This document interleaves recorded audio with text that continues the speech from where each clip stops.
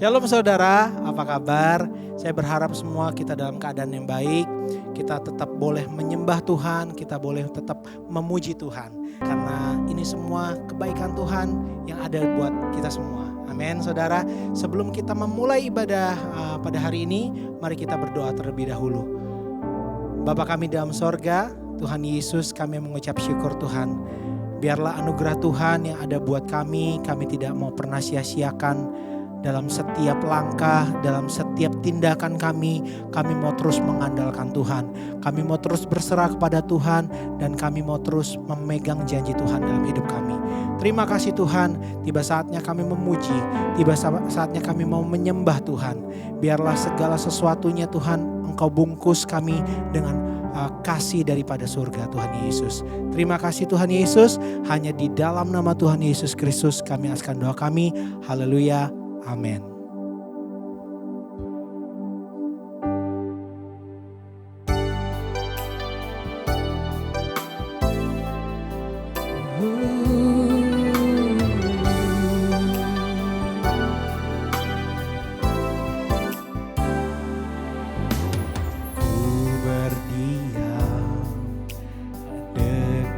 Bapa, semakin indah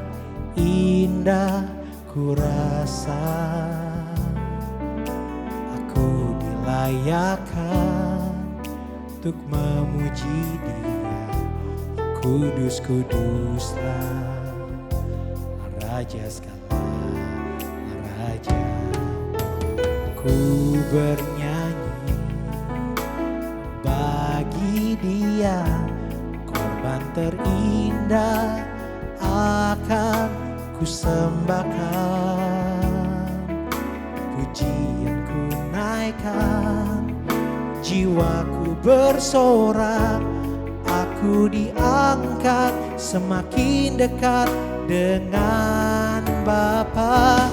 Dalam hadiratnya ku rasa bahagia, dalam hadiratnya ada damai dan sejahtera. Dalam hadiratnya ku temukan iman kekuatan. Dalam hadiratnya ku temukan kasih-Nya.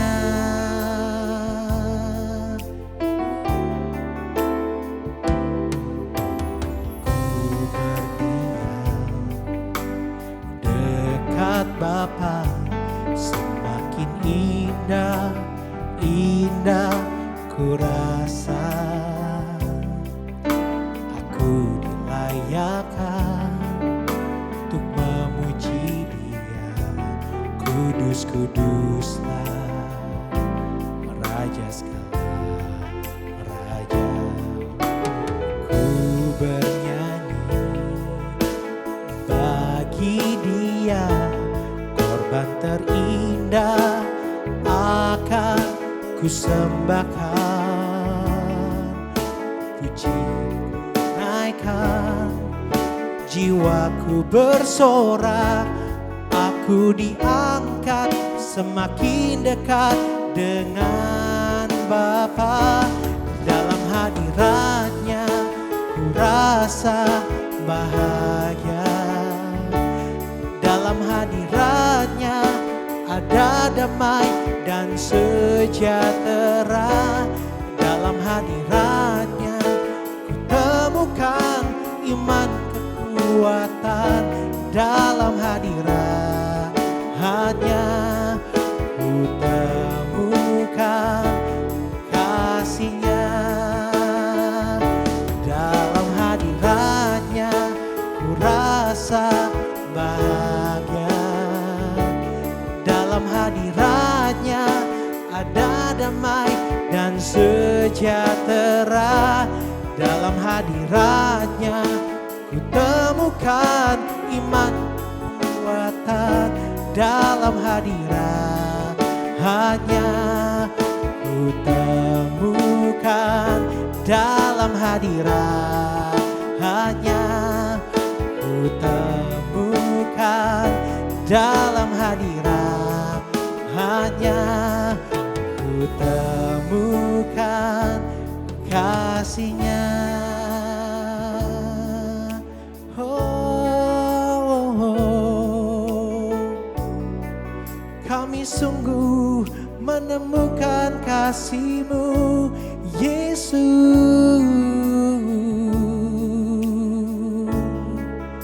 Oh, kami mengasihi-Mu, Yesus. Oh, ralaba shandaralaba. Oh, ralaba shandakaralaba. Yarala, yaralaba.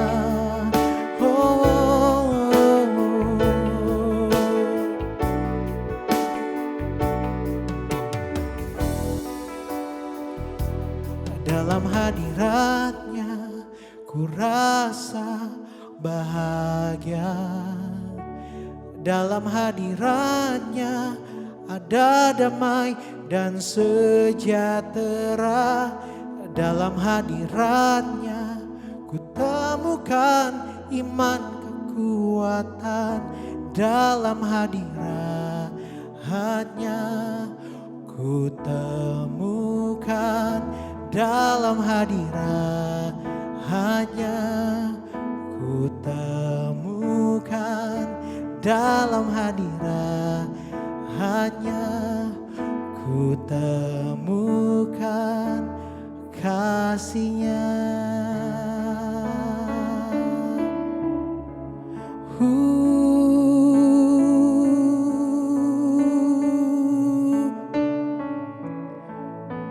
Horalaba yaralabasha, shikaralaba yaralabalaba yaralabalabalabalabalabalaba. Horalabasha ralabalabalabalaba, horalabasha horalabasha. I sing praises to your name, oh Lord, praises to your name, oh Lord, for your name is great and greatly to be praised.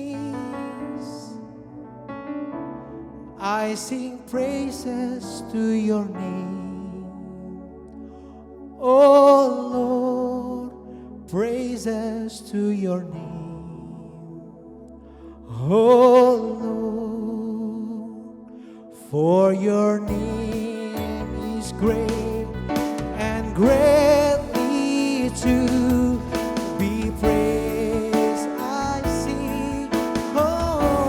I sing praises to your name, oh Lord, praises to your name, oh Lord, for your name is great and greatly to be praised. Oh, I sing praises to your name, oh Lord, praises to your name, oh Lord, for your name is great and greatly to be praised. I sing praises to your name, oh Lord, praises to your name, oh Lord, for your name is great and greatly to be praised. I sing praises to your name, oh Lord, praises to your name, oh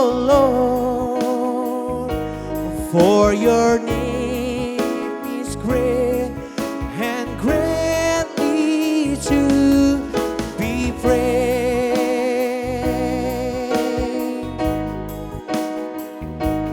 For your name is great and greatly to be praised.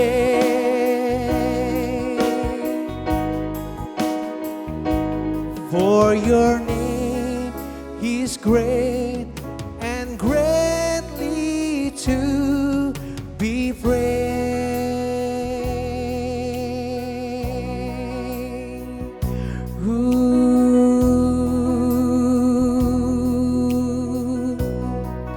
Terima kasih Yesusku. Haleluya. Terima kasih Yesusku. Terima kasih Yesusku. Engkau sungguh baik. Haleluya, haleluya, haleluya. Orala basyaka, orala basyaka, shikaralaba, yaralaba, laba, laba, yaralaba, shan, karalaba, laba, laba, laba, laba. Oh,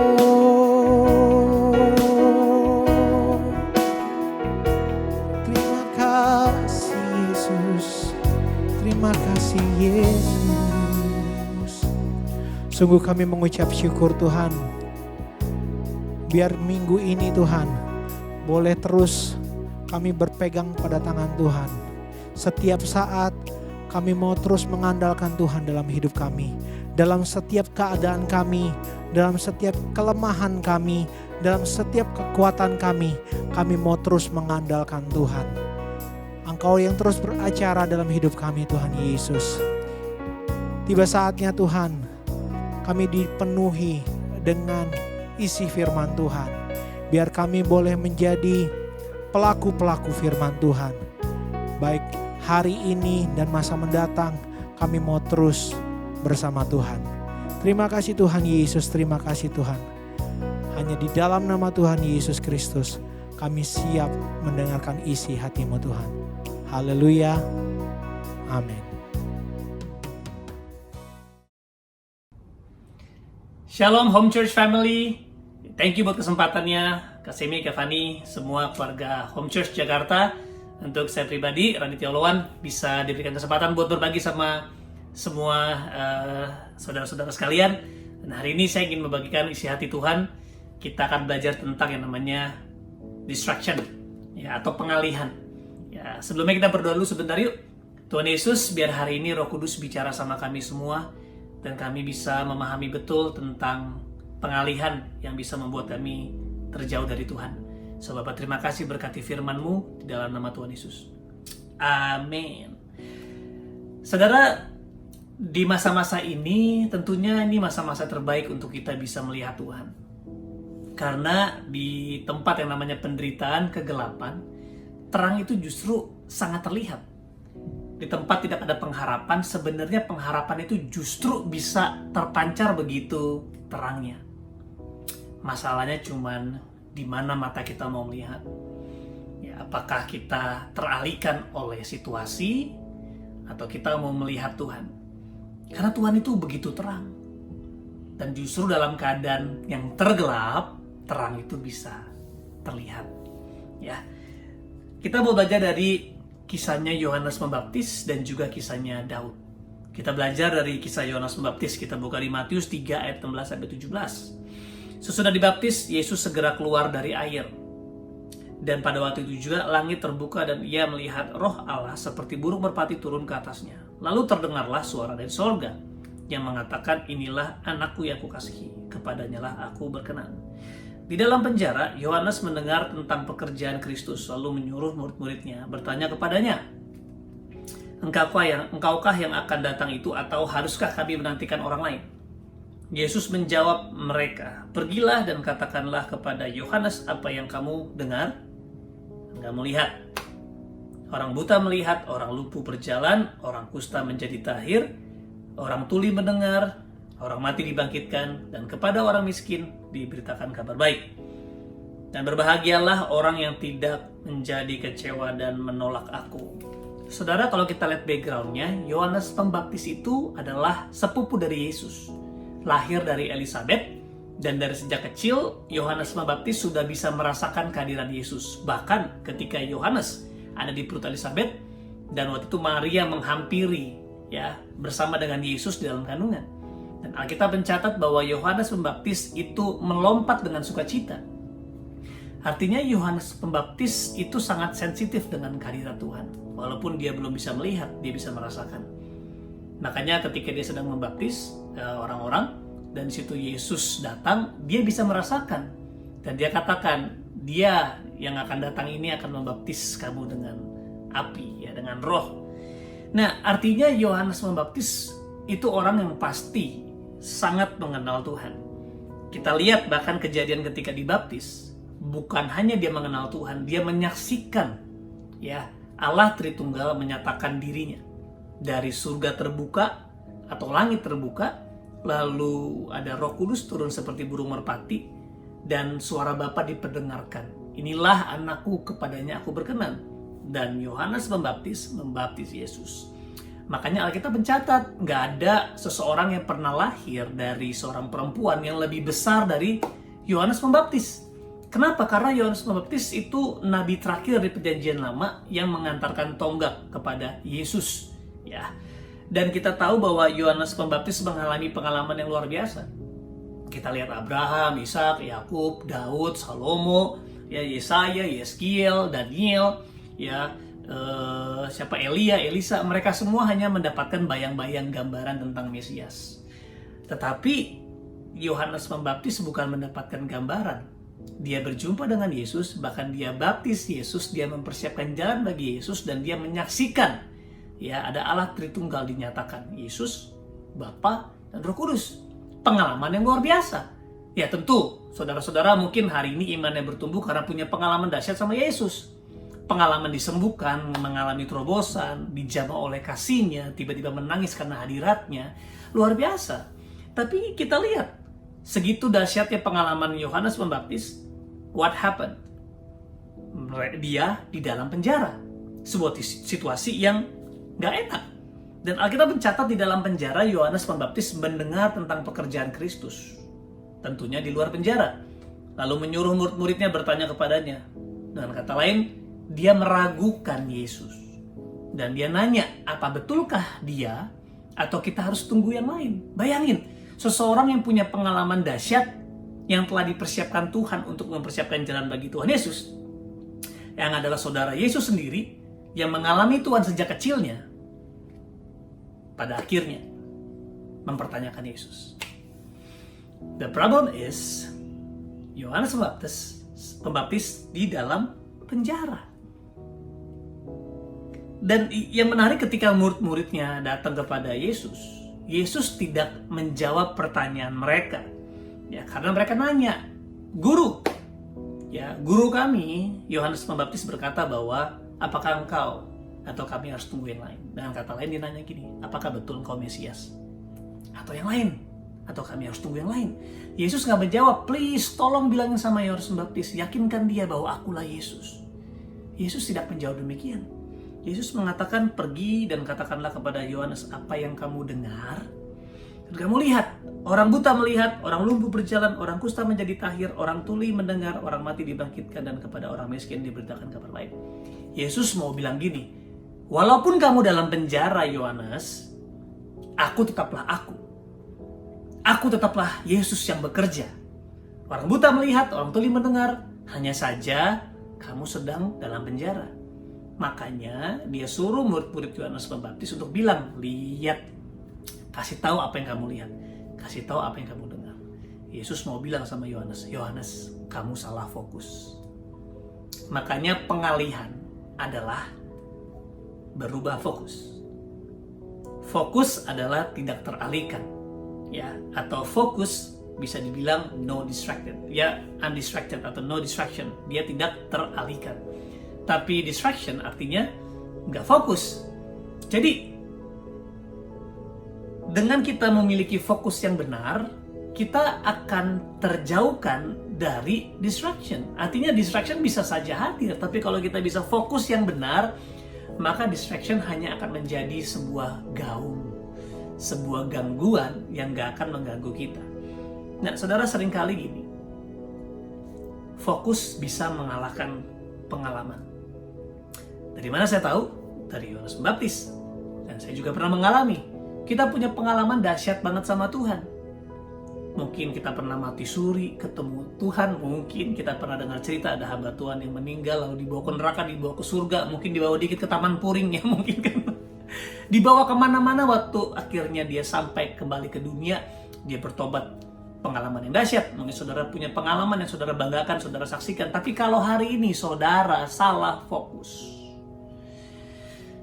maka pengalaman saudara gak ada artinya. Jadi saya mau bilang gini, fokus mengalahkan pengalaman. Dengan kata lain, kalau saudara punya pengalaman yang buruk, punya pengalaman yang gak baik, mungkin saudara pernah mengalami ya kriminalitas, bahkan saudara sebagai pelaku, saudara sebagai korban mungkin, saudara pernah dianiaya dan sebagainya, atau bahkan saudara pernah menjadi penyembah berhala, pernah menghujat Tuhan, pengalaman yang gak bisa dibanggakan, yang jauh dari Tuhan. Tapi kalau saudara hari ini fokusnya benar, fokus mengalahkan pengalaman. Fokus yang salah mengalahkan pengalaman yang benar.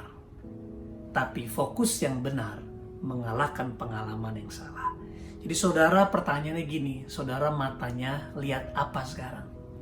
Yang membuat akhirnya Yohanes Pembaptis mungkin kecewa adalah dia fokus sama penjaranya, di mana nggak ada Yesus di situ. Mungkin penjara bicara tentang doa saudara yang nggak dijawab, pengharapan yang nggak tercapai, sesuatu yang saudara percaya tidak terjadi, tapi malah terjadi sama saudara. Saudara percaya tidak terkena virus COVID-19, tapi saudara kena. Saudara berdoa lindungi keluarga, tapi saudara mengalami ada kematian di tengah-tengah keluarga saudara. Kita kecewa. Mungkin sama kayak Yohanes Pembaptis, kita langsung tanya, Tuhan kamu di mana? Sederhana, Tuhan mau bilang, aku di sini. Saudara, situasi saudara tidak menggambarkan siapa Yesus.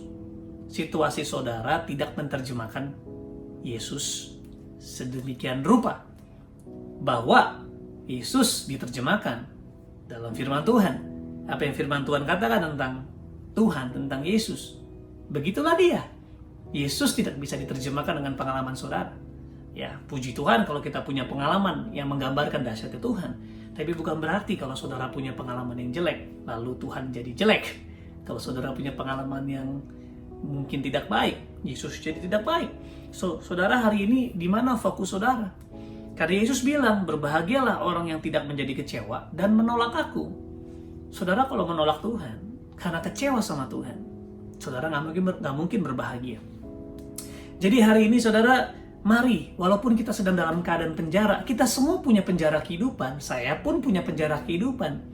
Saudara pasti punya penjara kehidupan. Kita semua pasti akan melewati lembah kekelaman. Kita pasti akan melewati padang gurun. Tapi kan masalahnya bukan tempatnya, tapi dengan siapa kita berjalan. Saudara bisa melewati lembah kekelaman, tapi kalau saudara ingat Mazmur Daud, bahwa gada dan tongkatmu menyertai aku. Ya, Mazmur 84 mengatakan bahwa kita akan merubah lembah baka menjadi lembah bermata air. Ya, Yusuf dalam penjara, tapi penjara diubah menjadi sebuah kemenangan bagi dia. Daniel di Babilonia, tapi dia bisa mengubah Babilonia menjadi tempat di mana Raja Nebukadnezar berjumpa dengan Tuhan. Jadi saudara, di mana saudara bisa melihat? Apa fokus saudara? Kalau saudara fokus sama yang benar, maka saudara akan mengalami yang benar. Kita bisa belajar dari Yohanes Pembaptis, dan saya pernah mengalami juga penjara-penjara kehidupan dalam kehidupan saya. Tapi Yesus mau bilang, hari ini fokus mengalahkan pengalaman. Saya berdoa supaya saudara dan saya, kita semua belajar untuk selalu melihat Tuhan. Ya, kenapa gini? Berbahagialah orang yang tidak menjadi kecewa dan menolak. Nah, ini ada pattern, ya. Distraction akan membawa saudara kepada disappointment atau kekecewaan. Disappointment akan membawa saudara kepada disconnection atau menolak Tuhan. Ya, jadi distraction, saudara teralih yang tadinya melihat Tuhan lalu melihat masalah. Yang tadinya melihat Yesus, sekarang melihat penjara kehidupan. Doa yang gak dijawab, pengharapan gak tercapai, situasi buruk yang sudah tidak harapan terjadi, saudara lihat penjara. Akhirnya kalau saudara fokus sama penjara, saudara akan menjadi tawanan. Ya, distraction, lalu ya udah, saudara akan apa? Disappointment. Saudara akan kecewa. Ya, saudara kecewa, Tuhan di mana kamu? Ketika kita meragukan Tuhan, kita pasti akan menolak Tuhan. Maka yang terakhir, disconnection. Nah, saudara, kalau saudara mau fokus kepada Tuhan, saya percaya Tuhan akan bekerja. Tuhan selalu bekerja sesuai dengan caranya. Satu waktu, saudara, saya teringat ceritanya Maria ya. Maria dan Marta sedang memanggil Tuhan waktu itu karena Lazarus sedang sakit. Lalu dia menyuruh orang, dan Yesus sedang di sebuah kota, ya mungkin cukup jauh, perlu waktu beberapa lama, beberapa hari mungkin. Lalu dikatakan Yesus ya datang karena Lazarus sakit. Tapi di situ Tuhan Yesus menunda waktu. Ya, singkat cerita 2 hari Yesus masih menetap di tempat itu. Dan setelah itu Yesus datang menghampiri Lazarus, ya Maria dan Marta. Tapi Lazarus sudah mati, sudah 4 hari. Yang menarik, ada satu kalimat mengatakan sebelum Yesus datang kepada Maria, Marta, dan Lazarus, Tuhan Yesus mengatakan sudah tiba waktunya. Dan dia langsung datang. Dan ketika dia datang, Maria menangis dan dia mengatakan, "Guru, harusnya engkau datang dari kemarin. Kalau engkau datang, Lazarus nggak akan mati." Yang menarik, Tuhan Yesus mengatakan gini, "Bersyukur, untung saya nggak datang." Kan kurang ajar kan? Kita mungkin bisa bilang, "Hamba Tuhan seperti apa kamu yang bilang untung saya nggak datang?" Dan Yesus ngomong gini, "Untung saya nggak datang supaya kamu belajar percaya." Dan terakhir akhirnya dia, "Ayo, mari." Dia bangkitin Lazarus. Yesus bangkit. Dan habis itu dia bilang gini, "Barang siapa percaya, dia akan melihat kemuliaan Tuhan." Saudara, seringkali Tuhan tuh seakan-akan kayak menunggu, sengaja dia nunggu supaya kita nggak bergantung sama mungkin doa kita nggak bergantung sama mujizat, supaya kita nggak bergantung sama apapun yang mungkin hari ini kita gantungkan. Tapi bisa nggak kita bergantung sama Yesus, waktunya dan caranya? Karena anyway, hidup kita bukan milik kita lagi.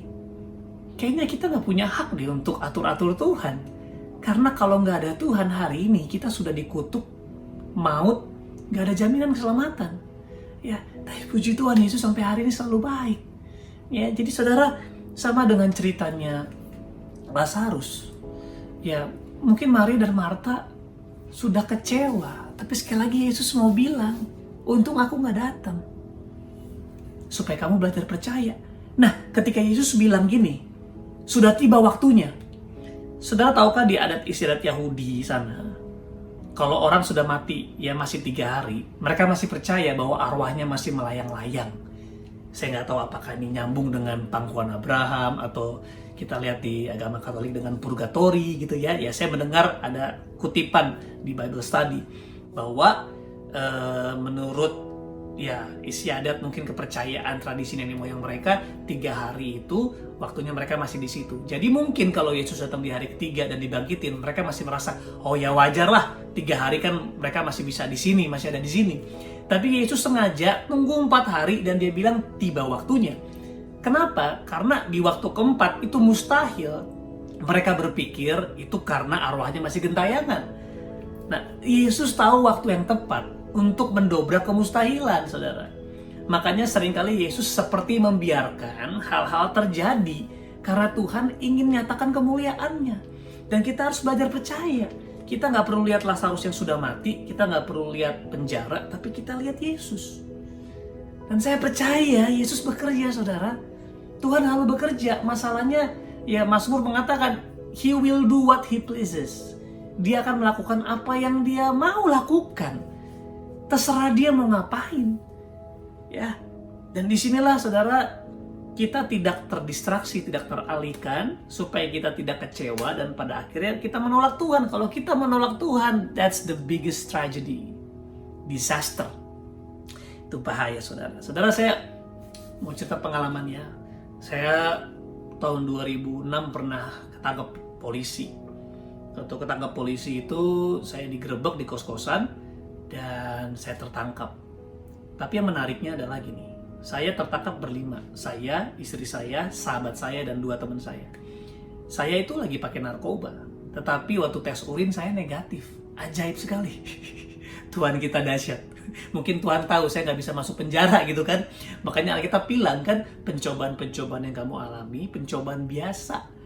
Nggak pernah melebihi kekuatan. Kalaupun kamu mengalaminya, Tuhan sudah siapkan jalan keluar. Ya, Tuhan yang siapkan. Artinya jangan fokus sama jalan keluar. Fokuslah sama Tuhan. Dan akhirnya saya puji Tuhan, saya keluar. Tapi teman saya mendekap di penjara 5 bulan. Padahal saya yang ngajarin dia bandel. Harusnya bisa saja dia kecewa. Si Radit ngajarin gue bandel, malah gue yang ketangkep, dia malah lolos. Tapi puji Tuhan, selama di penjara, mamanya ngasih dia Alkitab. Dan di situ dia berjumpa dengan Tuhan. Keluar dari penjara, ya rumahnya di Cilandak, ya saya di Pondok Lapa, Jakarta Timur, dekat Bekasi. Setelah dia keluar, dia sering ke rumah saya naik motor. Ngapain? Cuman kasih tahu, dia ketemu Tuhan. Berkali-kali, berhari-hari dia datang, cuman bilang, "Dit, gue ketemu Tuhan." Dan apa yang dia lakukan membuat saya akhirnya memutuskan, menguatkan keputusan saya untuk jalan sama Tuhan. Dan pada tahun 2009 kami berdua bikinlah sebuah komunitas dengan nama Frontline yang hari ini kita kenal dengan nama Muda. Jadi Muda adalah cikal bakal ya 2 orang bandar narkoba yang dijamah Tuhan. Mundur lagi, diawali dengan 1 orang yang masuk penjara. Keluar dari penjara, dia injili temannya. Dan hari ini saya menjadi hamba Tuhan. Dia sih nggak terkenal ya. Hari ini saudara panggil saya. Dia sekarang menjadi pengusaha. Tapi kalau nggak ada dia, nggak ada saya. Saudara harus tahu, seringkali penjara kita adalah kebebasan bagi banyak orang. Makanya jangan punya mentalitas seperti Yohanes Pembaptis ketika dia di dalam penjara. Fokus sama penjaranya. Fokus sama doa yang nggak dijawab. Tapi mari kita fokus sama Tuhan. Karena mungkin Tuhan mengizinkan tempat itu menjadi tempat untuk kita berjumpa dengan Tuhan. Atau menemukan kekuatan kita di dalam Dia. Atau bertumbuh dalam iman. Ya, Yakobus mengatakan gini, count it all joy. Anggap sebuah kebahagiaan kalau kamu jatuh ke dalam pencobaan. Karena kamu tahu itu akan menghasilkan iman. Imanmu sempurna, kamu tidak akan kekurangan suatu apapun. Alkitab bilang kamu utuh. Wow, nggak kekurangan apapun. Ya saudara, kita lihat terakhir saya mau tutup kisahnya Daud. Daud itu dibuang sama keluarganya loh. Kita tahu bahwa Isai adalah keturunan Moab. Mungkin kenapa Isai tidak menganggap Daud karena begitulah tradisi budaya Moab, di mana tidak dianggap, tidak dicintai, tidak dikasihi dan sebagainya, sehingga Daud mengalami. Ya Daud dibuang, istilahnya nggak dianggap, sampai ketika Samuel datang, di situ Daud tidak dipanggil. Itu bukti bahwa Daud seperti tidak dianggap. Padahal itu hal besar loh kalau Nabi datang, harusnya Daud. Tapi enggak, Daud disepelekan. Dan menurut kutipan, menurut studi, Daud itu kenapa disuruh gembalakan kambing domba yang cuma 2-3 ekor? Memang keluarganya atau ya mengharapkan Daud mati karena kena binatang. Karena dengar-dengar juga Daud adalah anak haram. Ini menurut studi ya, komentari. Segitu parahnya, ya sampai dia difitnah kakaknya, dianggap rendah rajanya, dikutuk Goliat di tengah-tengah pertempuran, dan setelah dia menangin pertempuran, dia dibuang juga sama rajanya. Tapi satu waktu Daud mengatakan gini, dalam masalahnya, Daud mengatakan gini, dan Daud menguatkan dirinya di hadapan Tuhan. Dan dia menjadi orang yang luar biasa dengan kemenangan luar biasa. Nah Daud, ya di Mazmurnya dia mengutip begini, Mazmur 16 ayat 8. Aku senantiasa memandang kepada Tuhan, karena Ia berdiri di sebelah kananku. Aku tidak goyah. Saudara melihat ke Tuhan, melihat ke Tuhan, melihat ke Tuhan, sama seperti Daud. Sampai pada akhirnya saudara melihat dari Tuhan. Lihat Tuhan, lihat Tuhan, lihat Tuhan. Melalui firman-Nya, melalui doa dan penyembahan. Ya, lihat terus Tuhan. Sampai pada akhirnya saudara melihat dengan matanya Tuhan. Saudara melihat dari Tuhan. Tapi kalau saudara fokus ke yang lain, saudara teralihkan, distracted. lalu disappointed and disconnected. Ya, teralihkan, kecewa, dan akhirnya saudara menolak Tuhan. Dan saya hari ini berdoa untuk Home Church Family. Ya, mari kita fokus sama Tuhan, menjawab panggilan Tuhan. Karena saudara dan saya adalah garam dan terang dunia. Mari fokus yang benar mengalahkan pengalaman yang salah. Tapi fokus yang salah mengalahkan pengalaman yang benar. So hari ini mari kita punya fokus yang benar. Mari melihat Tuhan dan melihat dari Tuhan. Mari kita berdoa. Tuhan Yesus, terima kasih, aku berdoa untuk Home Church Family. Berdoa buat Kak Semi, Kak Fani, dan seluruh tim pengembalaan. Biar hari ini kami belajar firman Tuhan dan dimenangkan kembali hati kami kalau mungkin kami kecewa. Biar kami kembali melihat Tuhan. Dan kami tahu bahwa Tuhan itu selalu baik, selalu baik. Bapak, terima kasih bahwa firman-Mu ini ditanam di tanah yang subur. Dan biar terus berakar, bertumbuh, dan berbuah, dan nama Tuhan dimuliakan. Terima kasih Bapa, di dalam nama Tuhan Yesus kami berdoa. Amin. God bless you.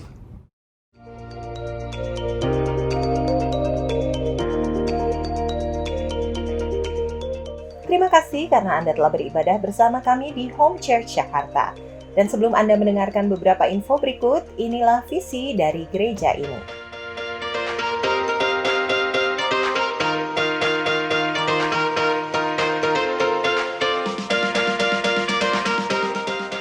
Persembahan mingguan, persembahan persepuluhan, dan persembahan khusus dapat Anda transfer melalui rekening BCA dengan nomor 0700 504 000 atas nama GBI Home.